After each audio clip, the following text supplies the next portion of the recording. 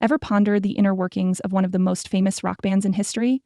What if I told you that even the most loyal fans might not be aware of the conflicts, disputes, and secrets? Today, we'll look at the complicated relationship between Queen's flamboyant drummer Roger Taylor and bassist John Deacon. In addition, John Deacon has finally talked about their turbulent past, and what he has revealed is startling. Your understanding of Queen and the songwriters will completely shift as you read on because of the information you will learn. Think about this. The quintessential rock star Roger Taylor walks onto the stage, his golden hair shining. He is brash, vivacious, and seductive. However, beneath that incredible stage presence lies a tale of internal conflict and turmoil. From the beginning of Queen, Taylor's fiery and outspoken personality frequently clashed with John Deacon's calm, controlled demeanor. There were some heated times since these two musical skills were such opposites. Taylor and Deacon's disagreements during the 1980 recording of The Game were among the first and most obvious. Not all band members agreed with the direction of Deacon's funk-influenced song, Another One Bites the Dust, despite the fact that it became a worldwide hit. Classic rock veteran Roger Taylor reportedly vehemently opposed the song's inclusion on the album, arguing that it was too experimental. When Taylor questioned whether the song fit Queen's unique style, the studio atmosphere descended into furious arguments. The song went on to become one of the band's biggest hits, in spite of the arguments. But Taylor and Deacon's artistic differences had already started to widen. The Queen Magic Tour in 1986 only served to heighten the stress. By this time, Deacon was experiencing the strain of touring nonstop and the demands of fame. He had grown aloof in contrast to Taylor's violent partying and commanding presence in the group. Even as Deacon grappled with the immense intricacy of life on the road, Taylor perceived his growing seclusion as a sign of a lack of dedication. Their friendship had deteriorated by the tour's conclusion, and in the years after Freddie Mercury's passing, their separation became increasingly apparent. But Taylor's arguments weren't limited to Deacon. Queen's meticulous guitarist Brian May frequently disagreed with his combative style. Despite their mutual admiration for each other's skills, the two used somewhat distinct creative approaches. Because of May's perfectionism and Taylor's impetuous actions, arguments were frequent in the studio. Taylor's song I'm in Love with My Car was the subject of one notorious argument. May said that it was self-indulgent and opposed Taylor's demand for it to be included as the B-side to Bohemian Rhapsody. The contentious discussion emphasized Taylor's tenacity, which in the end characterized her character. The band wasn't the only one with these creative difficulties. In the late 1970s, there was also conflict between Roger Taylor and the punk music movement. Taylor's distaste for punk was equal to that of bands like the Sex Pistols, who publicly derided the luxury of well-known rock acts like Queen. He criticized the genre's lack of technical skill and wrote it off as a fad. Taylor's reputation as a person who didn't back down from conflict was further cemented when this resulted in public altercations with punk icons like Sid Vicious and Johnny Rotten.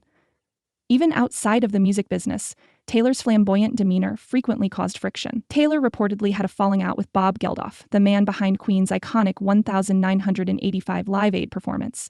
Queen's initial hesitation to interact irritated Geldof, who is renowned for his direct approach. Never one to back down, Taylor thought Geldof's strategy was needless and overbearing. The band's final performance was one of the best in rock history, but it was marred by the squabbles that went on behind the scenes. Taylor's problems continued after that. He had a similarly hostile relationship with music reviewers. Taylor objected to the ongoing charge that Queen put appearance before content. Taylor publicly defended the band's 1982 album Hot Space, accusing the reviewers of lacking vision after it received harsh criticism for deviating from classic rock.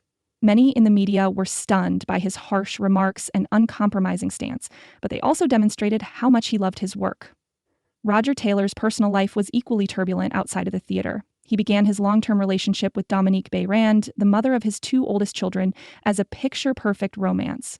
However, rifts started to show when the pressures of fame drew him further away from his loved ones. The partnership ended due to persistent demands from his rock and roll lifestyle and rumors of adultery.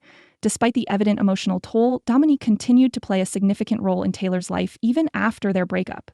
Taylor briefly dated model Deborah Lang after splitting with Dominique. The intensity of Taylor's music career was reflected in their relationship, which was characterized by heated disagreements and public outbursts. He experienced periods of shame and loneliness as a result of his inability to balance his roles as a well-known rock musician and a loving parent. The high cost of stardom, which forced Taylor to continuously juggle his commitments to his family and his work, was reflected in his personal troubles. It is impossible to overestimate Taylor's contributions to Queen in spite of these disputes. His strong voice and drumming were essential to the band's success. His captivating stage persona made him a fan favorite, even though songs like Radio Gaga and A Kind of Magic demonstrated his artistic prowess. Although they caused conflict, Taylor's ferocious temper and unwavering resolve helped create some of Queen's most well-known moments. John Deacon has finally spoken up today over these long-standing disputes. Deacon discussed the difficulties of working with Taylor in a rare interview, characterizing their relationship as both motivating and taxing. He commended Taylor's enthusiasm and commitment to the band while acknowledging their creative differences. Fans now have a better knowledge of the nuanced individuals who influenced Queen's music and a fresh perspective on their connection because of Deacon's opinions. Roger Taylor's story is ultimately a symphony of contrasts. His life and work have been characterized by his chaos and inventiveness. Queen's fans still adore the passion and authenticity Freddie brought to the band's songs, despite the fact that his volcanic temper often led to arguments. Taylor's legacy is a genuine rock and roll journey, characterized by tenacity, passion, and an unwavering unwillingness to be humbled. I appreciate you sticking with me while we discuss the intriguing and dramatic tale of John Deacon and Roger Taylor. The fact that the music is performed by actual individuals coping with actual problems is brought home by their hardships and victories. Please remember to like this video and leave a comment if you enjoyed this in-depth look at Queen's world. How do you feel about Taylor and Deacon's relationship? Tell me about it when you return soon for more amazing rock and roll tales.